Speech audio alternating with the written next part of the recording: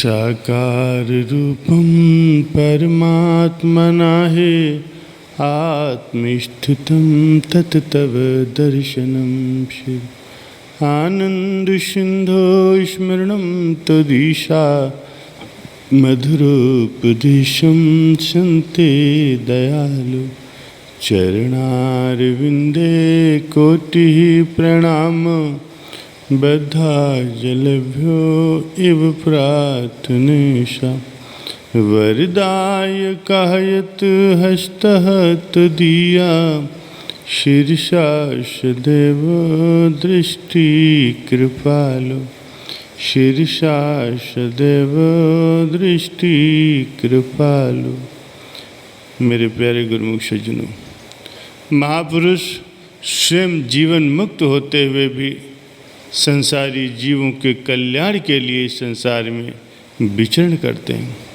परमार्थ एवं लोक उपकार करना उनका उद्देश्य होता है। उनका कथन है कि परमात्मा के आदेश के अनुसार उन्हें भी कर्तव्य कर्म करके प्रमाण स्थापित करने होते हैं। इसीलिए वे संसार से न्यारे होते हुए भी संसार में जीवन के आदर्श दिखलाते हैं। सर्वसाधारण इन्हीं मान्यताओं पर चल कर के कृतार्थ होते हैं। दत्तात्रेय जी अवधूत रूप में रहे। उन्होंने समझाया कि सृष्टि के कण कण में परमार्थ भक्ति और मन के विचारों की शुद्धि के लिए गुण भरे हुए हैं। परमात्मा की सृष्टि ही गुणों से भरपूर है।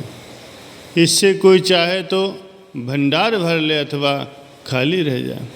उन्होंने प्रकृति के पदार्थों एवं प्राणियों से जो शिक्षा प्राप्त की, उन गुणों को साधक के लिए अनिवार्य जानकर ये दर्शाया गया है कि मैंने उन्हें गुरु मानकर उनसे शिक्षा ली। अर्थात गुरु की जरूरत प्रत्येक साधक का मापदंड है। दत्तात्रेय जी ने अपने अनुभव में बतलाया है कि जल स्वभाव से ही स्वच्छंद होता है, मधुर होता है, पवित्र करने वाला होता है तथा गंगा तीर्थ स्थानों के दर्शन, स्पर्श और नाम उच्चारण करने से भी लोग पवित्र हो जाते हैं।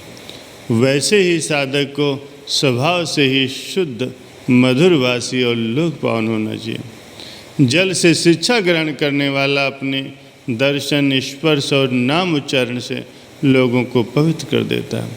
संसारी पुरुषों की संगत से मन मलिन होता है और महापुरुषों के सत्संग में आत्म कल्याण के पावन शुद्ध विचार और शुद्ध वातावरण की प्राप्ति होती है। इसीलिए साधक को सुसंगत ग्रहण कर आत्म स्थित में रहना चाहिए। कितना रहस्य भरा है इस शिक्षा में कि संतजन गुणों से युक्त होते हैं। उनकी सुसंगत में साधक को इन गुणों को अपनाना चाहिए।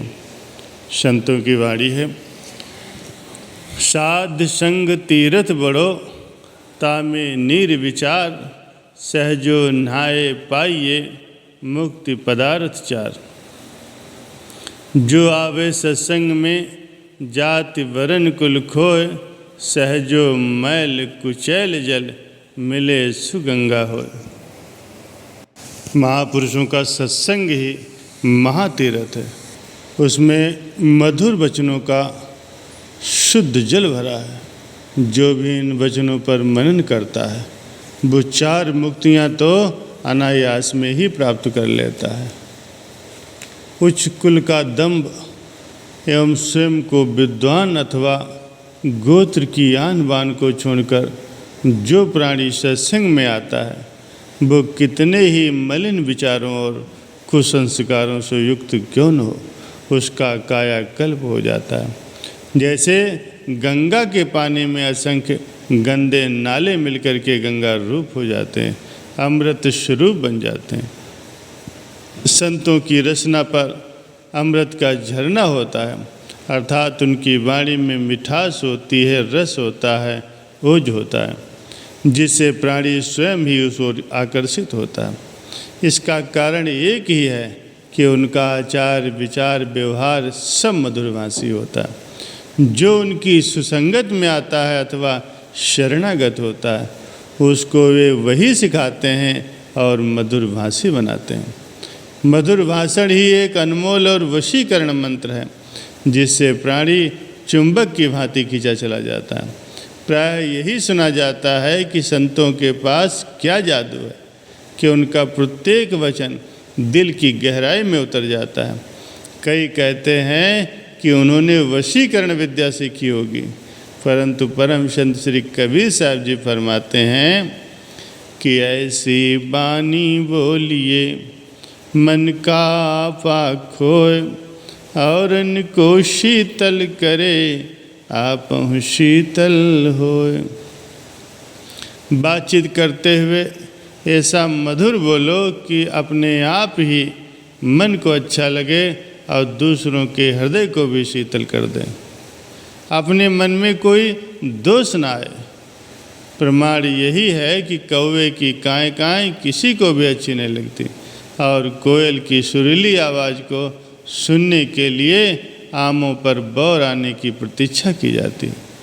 आम वृक्ष पर बौर आए और कोयल मीठी तान सुनाए। संत महापुरुषों के प्रिय वचनों में आत्मिक आनंद का रस झरता है। यह आनंद ही मानव की आंतरिक चाह है, मांग है। वे मानव जन्म के लक्ष्य आत्मिक आनंद की प्राप्ति का रहस्य सत्संग द्वारा समझाते हैं। हमारी जन्म जन्मांतरों की प्यासी आत्मा को अमृत रस पिलाते हैं। उनके इस भारी माधुर्य में वशीकरण तो स्वयं ही होगा, तभी तो वे साधकों को यही बोध कराते हैं। शब्द बराबर धन नहीं, जो कोई जाने बोल, ही तराजू तोल कर तब मुख बाहर खोल। अर्थात मीठी वाणी अमूल्य धन है जो सबके पास है। इसे कहीं खरीदने नहीं जाना पड़ता, केवल स्वयं की निरख परख करनी होती है। महापुरुष फरमाते हैं कि इस वाणी के बराबर अन्य कोई धन नहीं। इसी का उपयोग करना सीखो।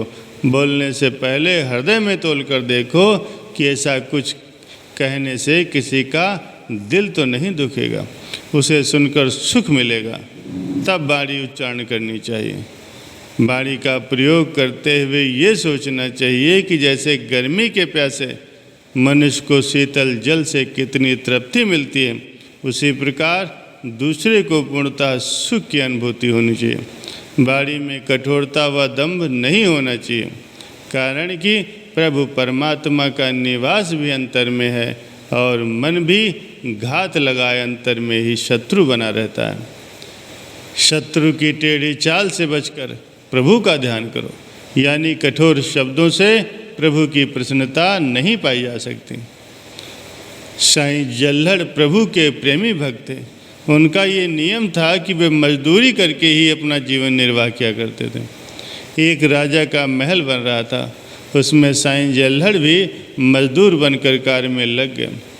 साईं के समय मुंशी के पास मजदूरी लेने जाते तो वे सत्कार पूर्वक कहता, आइए जी, दर्शन दीजिए, बैठिए जी, सबसे पहले आपको मजदूरी देकर विदा करता हूँ। इस प्रकार कुछ समय व्यतीत हो गया। मुंशी की मृत्यु हो गई। उसे धर्मराज के दरबार में उपस्थित किया गया।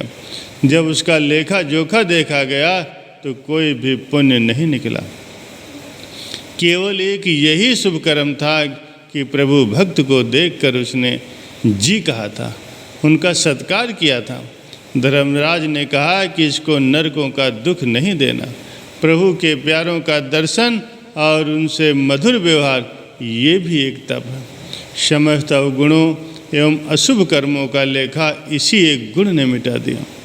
संत तुलसीदास जी कहते हैं कि तुलसी मीठे वचन ते सुख उपजत चहुँ ओर, बसी करण एक मंत्र है तज दे वचन कठोर। मधुर वचन एक सुरीला राग है जो मानव के हृदय में प्रेम का संचार करता है। इसीलिए इस गुण को अपनाकर साधक स्वयं भी साधना पथ पर सफल हो और संपर्क में आने वालों को भी प्रसन्नता प्रदान करें। यही संदेश समय समय पर हमारे संत महापुरुष अपने शिष्यों और शरणागतों को देते हैं कि भक्ति के गुणों को अपनाओ, स्वयं भी माधुर्य रस में सराबोर होकर के जीवन व्यतीत करो और प्रभु प्रेम तथा आनंद का, प्रभु की लीलाओं का चिंतन करके मधुर मधुर गुणगान करते हुए संसार में वही अमृत रस प्राप्त करो। यही साधक के जीवन की सफलता की कुंजी है।